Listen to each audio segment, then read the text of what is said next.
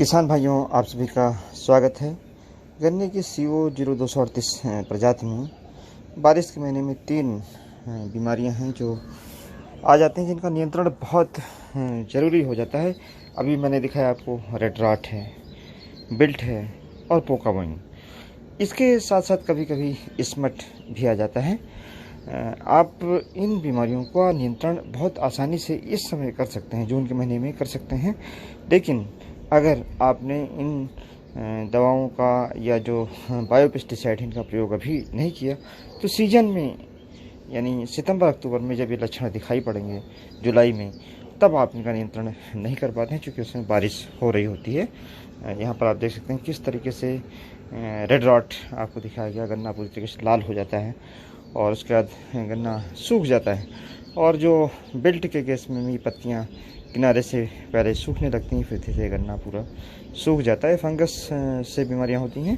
और इसके पहले हमने दिखाया पोका वॉइंग, जिसमें जहां पत्तियों का जुड़ाव तने से होता है, वहां पहले इस पत्तियां सफ़ेद होती हैं। सफ़ेद होने के बाद थोड़ा सा सिकुड़न उसमें आती है। सिकुड़न होने के साथ साथ में सबसे पहले सिकुड़न होती है, फिर वो सफ़ेद रंग की होती हैं। उसके बाद वहाँ से टॉप रॉट स्टार्ट हो जाता है, यानी पत्तियाँ वहाँ से काली पड़ने लगती हैं, फिर झड़ने लगती हैं, गन्ना वहीं से पत्ता हो जाता है। ये हमारे किसान नीतू राजपूत जी हैं, जिन्होंने गन्ने के साथ में ढैंचा भी लगा रखा है। ढैंचा एक हरी फसल, हरी खाद के रूप में प्रयोग होता है। अगर आपने गन्ने की दूरी 5 फीट कर रखी है, तो ऐसी दशा में ढैंचे की बुआई करके, और क्योंकि इस समय गन्ने में मिट्टी चढ़ाने का काम चल रहा है, निराई गुड़ाई का काम चल रहा है, उसको आप पलट सकते हैं, जिससे इनकी जड़ ग्रंथियों में मौजूद नाइट्रोजन फिक्सेशन के लिए जो बैक्टीरिया होते हैं, ये नाइट्रोजन फिक्स कर देते हैं और गन्ने के पौधे के काम आ जाती है। बहुत बेहतर गन्ना इनका है। 4.5 फीट, 5 फीट की इसकी लगभग दूरी है, जिससे इसमें आसानी से ट्रैक्टर चल जा रहा है। किसान भाइयों, अभी जो मैंने 3 बीमारियों का नाम दिया, उसको जैसे इस प्रकार आप मिट्टी चढ़ा रहे हैं, तो इस समय इसका नियंत्रण बहुत आसानी से कर सकते हैं। क्या डालना है आपको? ट्राइकोडर्मा डालना है। 5 किलो प्रति एकड़ की दर से आप डाल सकते हैं, ताकि ये जल्दी खेत में असर कर जाए। चूँकि अब टाइम कम बचा हुआ है, इसको गोबर की सड़ी खाद में मिला करके ट्राइकोडर्मा को, और उस पर पानी का छिड़काव कर दें, पॉलीथीन से ढक दें, करीब 6-7 दिन उसको रोक करके, फिर गन्ने की लाइनों में डाल करके, और इस प्रकार से मिट्टी आप चढ़ा दें, तो आपकी जो रेड रॉट की बीमारी है, बिल्ट की बीमारी है, और भी बहुत सारी वायरस, बैक्टीरिया और फंगस से जो बीमारियां होती हैं, वह इससे नियंत्रित हो जाएंगी।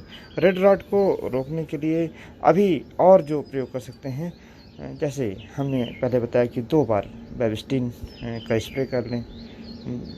कितना स्प्रे करना है? 100 लीटर पानी में 200 ग्राम बेविस्टिन मिला करके, और अगर 10 दिन के अंतराल पर 2 बार स्प्रे कर ले, तो इसको काफ़ी हद तक अभी से रोका जा सकता है।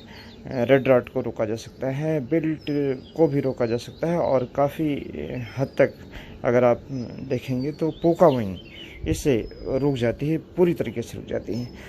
पोका वॉइंग, बिल्ट और रेड रॉट तीनों केवल और केवल बेविस्टिन के 2 स्प्रे से काफ़ी हद तक रुक जाती हैं। साथ ही में अगर ट्राइकोडर्मा आपने डाला है खेत में, ट्राइकोडर्मा चूँकि लंबे अरसे तक खेत में मौजूद रहता है, एक तरीके से फंगस है जो बिल्ट को, रेड रॉट को बढ़ने से रोकता है।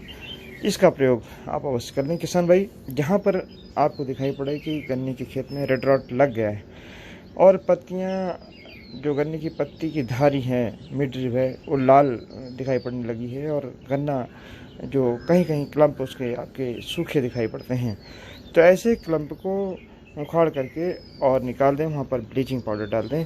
इसके साथ साथ किसान भाइयों, आप ब्लीचिंग पाउडर, अगर लगता है रेड रॉट लगा हुआ, तो 8 किलोग्राम प्रति हेक्टेयर की दर से 500 लीटर ब्लीचिंग पाउडर का घोल बना करके और खेत की ड्रेंचिंग कर सकते हैं, जिससे कि इसके रेड रॉट के फैलाव को खेत में पूरी तरीके से रोका जा सके। किसान भाइयों, अगर आपने गन्ने की दूरी जैसे अभी नीतू राजपूत जी ने बना रखी है, इतनी दूरी कर रखी है, तो खेती की लागत को आप घटा सकते हैं, और इस तरीके की जो बीमारियां हैं, रेड रॉट है, पोका वॉइंग है, स्मट है, इसका प्रभावी नियंत्रण भी कर सकते हैं। अगर यही आपने गन्ना 2 फीट पर बो रखा होता, तो उसमें आप गुड़ाई करके और ट्राइकोडर्मा को नहीं मिला सकते हैं। गन्ने में स्प्रे करना भी थोड़ा सा कठिन हो जाता है अगर गन्ने की बढ़वार हो गई हो, लेकिन अगर दूरी अच्छी है, 2 लाइनों के बीच में 4.5 फीट की 5 फीट की दूरी है, तो आप मिट्टी भी आसानी से चढ़ा सकते हैं, उसमें स्प्रे भी आसानी से कर सकते हैं।